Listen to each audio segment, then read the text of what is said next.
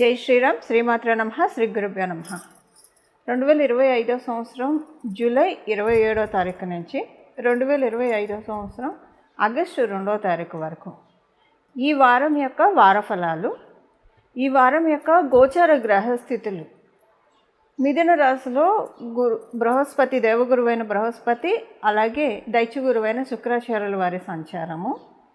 కర్కాటక రాశిలో సూర్యనారాయణమూర్తి వక్రించిన బుధ భగవానుడితోటి కూడిన సంచారము. సింహరాశిలో కేతుదేవుడు మంగళ సంచారము.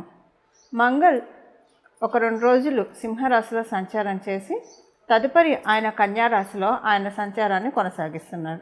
సింహరాశి నుంచి కన్యారాశిలోకి మారుతున్నారు. రాహు భగవానుడు కుంభరాశిలో సంచారము. వక్రించిన శనీశ్వరుడు ఆఖరిదైన మీనరాశిలో సంచారము. అన్ని రాశుల్ని తొందరగా చుట్టూ వచ్చే, అతివేగంగా చుట్టూ వచ్చే ఆ గ్రహము చంద్ర భగవానుడు. ఈయన ఈ వారము సింహరాశి నుంచి తులారాశి వరకు ఆయన సంచారం ఉంటుంది. ఈ 3 రాశులు ఆయన సంచారం ఉంటుంది.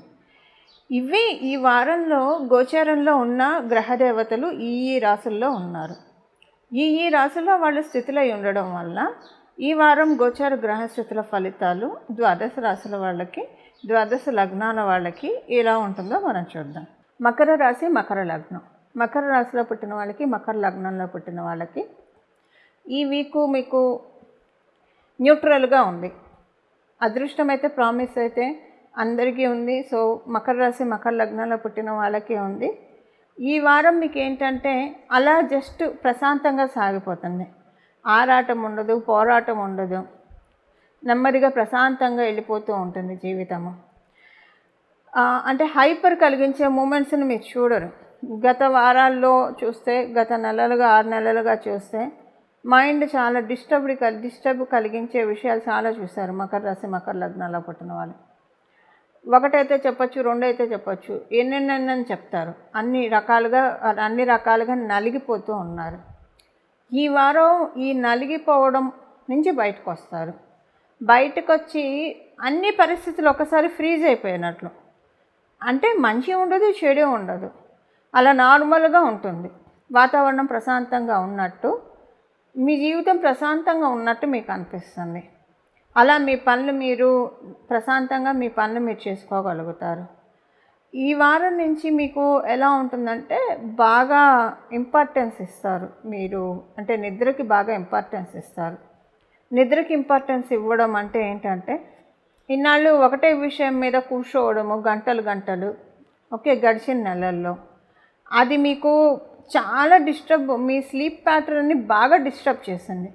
ఒక 6 నెలలుగా నిద్ర పట్టక బాగా అవస్థపడుతున్నారు. మీకు పడుకోవడానికి అవకాశం చిక్కక కాదు, ఏదో ఒక విషయం మీద మీరు కూర్చుంటూ ఉన్నారు. ఆలోచిస్తూ కావచ్చు, ఆ విషయం మీద వర్క్ చేస్తూ కావచ్చు, లేదా నిద్ర పట్టక కావచ్చు, అలాగ ఉంటూ ఉన్నారు. ఇప్పుడు ఏంటంటే మీ స్లీప్ ప్యాటర్న్ని మారుస్తూ ఉన్నాయి గోచారంలో ఉన్న గ్రహదేవతలు. ఈ స్లీప్ ప్యాటర్న్ మీరు నిద్ర డిస్టర్బ్ అవ్వడం వల్ల మైండ్ అంతా చాలా డిస్టర్బ్డ్గా, ఇంకా ఎక్కువ డిస్టర్బ్ ఉంది. సెల్ఫ్ కంట్రోల్ అనేది తప్పిపోతూ ఉన్నామేమో అని మీకు అనిపిస్తూ ఉంది. మీ మీద మీకు కంట్రోల్ ఉండట్లేదు. ఆలోచనలు అలాగా మిమ్మల్ని ఇబ్బంది పెడుతూ ఉన్నాయి. ఈ వీక్ ఏంటంటే మీ స్లీప్ ప్యాటర్న్ సెటరైట్ చేస్తున్నారు గోచరంలో ఉన్న గ్రహదేవతలు. దీనివల్ల ఏంటంటే కంటి నిండా నిద్ర పడుతుంది, బ్రెయిన్కి రెస్ట్ దొరుకుతుంది, మనసుకి రెస్ట్ దొరుకుతుంది. తద్వారా మీకు నెక్స్ట్ డే లేచినప్పటి నుంచి న్యూ ఎనర్జీస్ తోటి హ్యాపీగా ఉంటుంది. సో అంటే సంతృప్తికరంగా పరిస్థితులు అన్నీ వెళ్తాయి. ఇది ఈ వారం యొక్క గోచర గ్రహస్థితుల ఫలితాలు మకర రాశి, మకర లగ్నాల్లో పుట్టిన వాళ్ళకి. పరిహారము మనం ఇప్పుడు చూద్దాము. పరిహారము 2 విధాలైన పరిహారాలు చెప్తాను. ఈ రెండిట్లో మీకు ఏది కుదిరితే మీరు అది చేయండి. 2 చేస్తామంటే మహాభేషుకు చక్కగా ఉంటుంది. మొదటి పరిహారం ఏంటంటే, యాక్చువల్గా ఇక్కడి నుంచి ఈ వారం మొదలుకొని ఒక 41 రోజులు లేదా తుదకి 21 రోజులైనా సరే, ఏకవింశతి రోజులు అయినా దినాలైనా కావచ్చు, లేదా మండలం 41 రోజులు, మీ ఓపిక. ప్రతిరోజు సాయంత్రం పూట ఏదన్నా దేవాలయాన్ని సందర్శించండి. మీ ఇంటి దగ్గర ఉన్న దేవాలయం కావచ్చు, లేదా ప్రత్యేకించి మీరు ఎక్కడికైనా డ్రైవ్ చేసుకొని కొంచెం సుప్రసిద్ధ పుణ్యక్షేత్రాలకు వెళ్ళినా, ఏదైనా సరే ప్రతిరోజు క్రమం తప్పకుండా 21 రోజులైనా పర్లేదు, 41 రోజులైనా పర్లేదు. సాయంత్రం పూట చక్కగా శుచిలై స్నానం చేసి ఉతికిన వస్త్రాలు కట్టుకొని వెళ్ళండి. ఇది చాలా మంచిది. ఇప్పుడు ఒకవేళ కొంతమంది ఇంట్లోనే ఉంటారు, ఎవరిని తగలము, మనం మన ఇంట్లోనే ఉంటే ఎవరిని ముట్టుకోము, కాబట్టి అప్పుడు మీరు కాళ్ళు చేతులు, కొంతమందికి 2వ పూట స్నానం చేస్తే సైనసైటిస్ ఇలా ప్రాబ్లం ఉన్న వాళ్ళకి పడకపోవచ్చు. అప్పుడు మీరు ఉతికిన వస్త్రాలు ధరించి కాళ్ళు చేతులు మొహం కడుక్కొని ఇంట్లో ఉన్న పని అయితే మీరు వెళ్ళవచ్చు. సో ఇప్పుడు అంటే అందరికీ ఓపిక ఉండకపోవచ్చు ప్రతిరోజు గుడికి వెళ్ళాలంటే, కొంతమందికి కుదరదు, ఎందుకంటే ఆఫీసులకి వెళ్తారు, మరి కుదరాలి కదా, వాళ్ళకి టైమ్స్ అడ్జస్ట్ అవ్వవు. అలాంటప్పుడు ఏం చేస్తారంటే, మీకు కుదరదు అని అనుకుంటే కనుక ప్రతిరోజు సూర్యాస్త సమయము, ప్రదోష సమయం అని అంటాం. ఈ సమయంలో ఏవి తినకండి. సహజంగా కొంచెం ఆ టైంలో ఏవో స్నాక్స్ అవి తినే అలవాటు ఉంటుంది చాలామందికి. 21 రోజులు 41 రోజులు మీరు కావాలంటే బిఫోర్ 4:30 లోపల తినేసేయండి, లేదా 7 తర్వాత తినండి. ఈ పర్టికులర్ టైం ప్రదోష వేళ తినకండి. అంటే సూర్యాస్తమయం సమయాన్ని మనం ప్రదోష వేళగా వ్యవహరిస్తాం. ప్రదోష వేళ ఏమీ తినకూడదు. ఇది మీకు రూల్. అంటే ఎవరైనా తినకూడదు, గుడికి వెళ్ళే వాళ్ళు కూడా తినకూడదు సూర్యాస్తమయం సమయంలో. అలాగే మీరు గుడికి వెళ్ళడం కుదరకపోతే అప్పుడు మీరు చేయాల్సింది ఏంటంటే, ప్రతిరోజు కూడా సూర్యాస్తమయ సమయంలో ఇప్పుడు నేను చెప్పే నామాన్ని కనీసం ఒక 15 నిమిషాలు జపించడానికి ప్రయత్నించండి. ఇది నామం కాబట్టి ఎలాంటి దోషము లేదు, ఎప్పుడైనా చెప్పుకోవచ్చు. మనం సర్వకాల సర్వావస్థలు, మనం ఏ అవస్థలో ఉన్నా సరే, ఆఫీస్లో ఉన్నాం, బాత్రూమ్కి వెళ్ళి వచ్చిన బట్టలు, లేదా రకరకాల మనుషులను తగిలాము, ఏదో తినకూడదని తిన్నారు. ఇప్పుడు అంటే తినకూడదంటే నా ఉద్దేశం అలా అని కాదు, కొంచెం అదర్ క్యాస్ట్ వాళ్ళు నాన్ వెజ్ తింటే పూజలు అవి చేసుకోవడానికి ఆలోచిస్తారు కాబట్టి. సో నామ అందుకే సర్వకాల సర్వ అవస్థలు అని చెప్తాడు భగవంతుడు. గీతలో గీతాచార్యుల వారు అదే చెప్తారు. మనం ఏ అవస్థలో ఉన్నా నామజపానికి అస్సలు కించిత్ దోషం కూడా ఉండదు. కాకపోతే భక్తితో చేయాలి, అంతఃకరణ శుద్ధితో చేయాలి, చిత్తశుద్ధితో, అంటే ఫుల్ కాన్సన్ట్రేటెడ్తో చేయాలి. అదొకటే నియమం.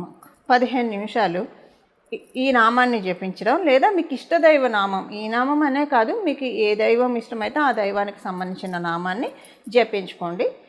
నేను ఇచ్చే నామం ఒకసారి చెప్తున్నాను. కేదారేశ్వరాయ నమః, కేదారేశ్వరాయ నమః, కేదారేశ్వరాయ నమః. 12 జ్యోతిర్లింగాల్లో ఒకటైన కేదారేశ్వర జ్యోతిర్లింగం. ఈ కేదారేశ్వరుడిని మనం తలుచుకుంటే మన పాపాలన్నీ కూడా దూది పిందకి కనుక మంట పెడితే టప్ టప్ టప్ టప్ టప్ టప్ ఎలా పేలిపోతాయో, లేదా ఒక 2 మన చేతి నిండా ఎండుటాకులు పెట్టుకొని ఉఫ్ఫను ఊదితే ఎలాగైతే ఎగిరిపోతాయో, లేదా పెద్ద గాలి వచ్చినప్పుడు ఎలాగైతే ఎంగిలి విస్తరాకి ఎగిరిపోతుందో, అలా మన కర్మదోషాలన్నీ కూడా ఎగిరిపోతాయని మనకి శివమహాపురాణం చెప్తుంది. ఈ నామం అంత పవర్ఫుల్ అయిన నామము, అత్యంత శక్తివంతమైన నామం ఇది. మీ ఇష్టదైవ నామాన్ని కూడా మీరు జపించుకోవచ్చు. మీరు ఏ దైవాన్ని అయితే స్మరించుకుంటారో ఆ దైవ నామమైనా స్మరించవచ్చు, లేదా కేదారేశ్వరుణ్ణి స్మరించుకుంటే కనుక. అందున ప్రత్యేకించి ప్రదోష వేళలో ఎవరైతే కేదారేశ్వరుణ్ణి జపిస్తారో, ఇంకా ఆయన బోలాశంకరుడు, ఆయన పరమప్రీతి పొందుతాడు. పరమప్రీతి చెంది మనకి ఏది మన జీవితంలో మనకి లభిస్తే మన సౌఖ్యము, మన శాంతి చెదరకుండా మనం చాలా సంతోషంగా ఉంటామో అది ఆయన మనకిస్తాడు. ఒక్కోసారి మనకి కోరుకోవడం చేత కాకపోవచ్చు.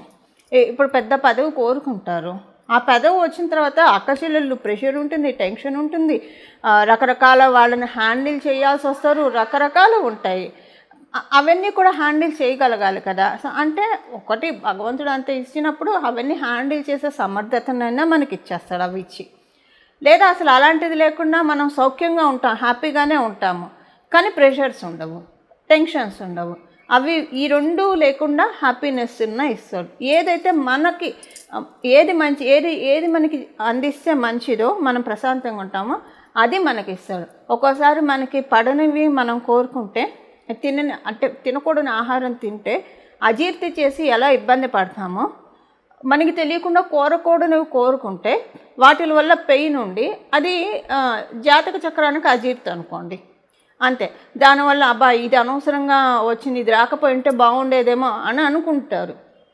సో అలాంటివి కాకుండా భగవంతుడు మనకి ఏదైతే మనం హ్యాపీగా ఉంటామో అది మనకిస్తాడు. ఎండ్ ఆఫ్ ది డే మనందరికి కావాల్సింది ఏంటి? సుఖ సౌఖ్యాలు, సంతోషము, ఆనందము. ఇది ఖచ్చితంగా ఎక్స్పీరియన్స్ అవుతారు. ఈ 6 నెలల్లో మంచి ప్రామిస్ అయితే గ్రహదేవతలు త్రో చేస్తున్నాయి. దానికి ఈ పరిహారం చేసుకుంటే ఇంకా మనం ఒక బలాన్ని, ఇప్పుడు ఒక మొక్క నాటినప్పుడు ప్రతిరోజు నీళ్లు పోసి దాన్ని చక్కగా పోషణ చేస్తూ ఉంటే అది వటవృక్షం అవుతుంది. మనకున్న యోగం, ఇప్పుడు గ్రహదేవతలు ఇచ్చే యోగాన్ని వటవృక్షం చేసుకోవాలా వద్దా? అలా చేసుకోవడానికి ఈ నామం ప్రదోష వేళ చక్కగా సహకరిస్తుంది. లేదా మీ ఇష్టదైవ నామం అయినా మీరు జపించుకోవచ్చు. ఈ విధంగా మన మీద వరాల జల్లులు కురిపిస్తున్న గ్రహదేవతలకి మనందరి తరఫున మనస్ఫూర్తిగా నమస్కారం చేస్తూ మంగళం. నమో భగవతే వాసుదేవాయ.